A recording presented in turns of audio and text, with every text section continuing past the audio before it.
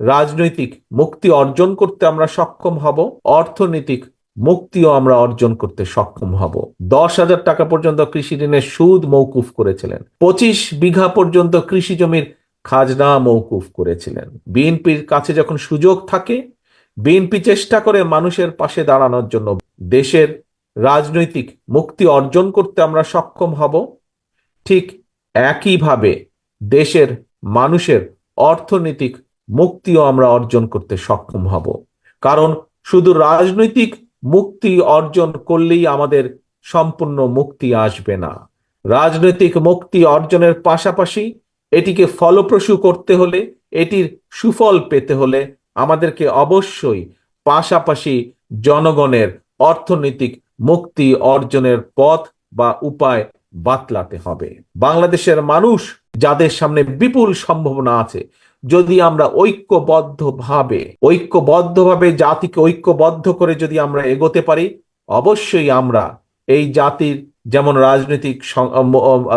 রাজনৈতিক মুক্তি যেমন অর্জন করতে সক্ষম হব, পাশাপাশি আমরা জাতির জন্য, দেশের মানুষের জন্য অর্থনৈতিক মুক্তি অর্জন করতে সক্ষম হব।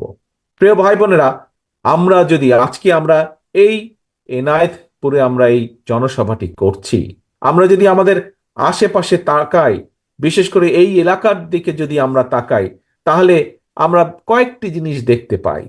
সম্ভাবনাময় একটি এলাকা আমরা দেখতে পাই সামগ্রিকভাবে। আপনাদের নিশ্চয়ই খেয়াল আছে, অনেকের 71 সালে দেশনেত্রী খালেদা জিয়ার নেতৃত্বে যখন বিএনপি সরকার গঠন করতে সক্ষম হয়, সেই সময় সরকার গঠনের সাথে সাথে কিন্তু এই দেশের কৃষককে সহযোগিতা করার জন্য দেশনেত্রী খালেদা জিয়া একটি সিদ্ধান্ত নিয়েছিলেন। উনি 5,000 টাকা পর্যন্ত সেই সময় 91 সালে, হয়তো আমার সামনে এখানে অনেকেই আছেন, সেই সময় হয়তো অনেকেই 91 সালে হননি, আপনারা জন্ম হননি, পরবর্তীতে হয়েছেন, কিন্তু পিছনে আমি আরো বহু মানুষকে দেখতে পাচ্ছি, বেশ কিছু মুরব্বীকে আমি দেখতে পাচ্ছি যাদের এই ঘটনাগুলো মনে আছে। কি ছিল? 5,000 টাকা পর্যন্ত কৃষি ঋণ সেদিন খালেদা জিয়া মওকুফ করেছিলেন। কৃষি ঋণ, সম্পূর্ণ ঋণ 5,000 টাকা। 10,000 টাকা পর্যন্ত কৃষি ঋণের সুদ মওকুফ করেছিলেন। 25 বিঘা পর্যন্ত কৃষি জমির খাজনা মওকুফ করেছিলেন। প্রিয় ভাই বোনেরা, এরকম অনেক কিছু আছে, কিন্তু আমি এই উদাহরণটি টানলাম একটি বিষয় বোঝানোর জন্য। কি সেই বিষয়?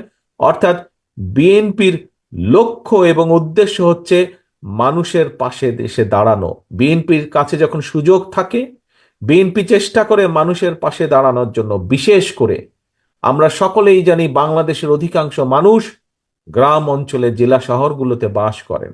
কাজেই এই মানুষগুলোকে কিভাবে সহযোগিতা করা যায়, কিভাবে তাদেরকে স্বাবলম্বী করে গড়ে তোলা যায়, কিভাবে তাদেরকে সহযোগিতা করা যায়, সেটিই থাকে বিএনপির পরিকল্পনা, সেটিই থাকে বিএনপির চিন্তা।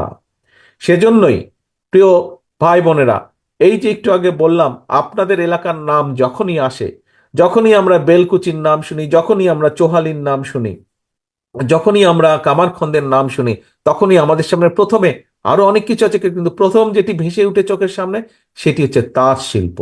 এই তাঁত শিল্প থেকে আমরা শাড়ি বানাচ্ছে আমাদের কারিগররা। এই তাঁত শিল্পের মধ্যে থেকে লুঙ্গি বলেন, গামছা বলেন, বিছানার চাদর।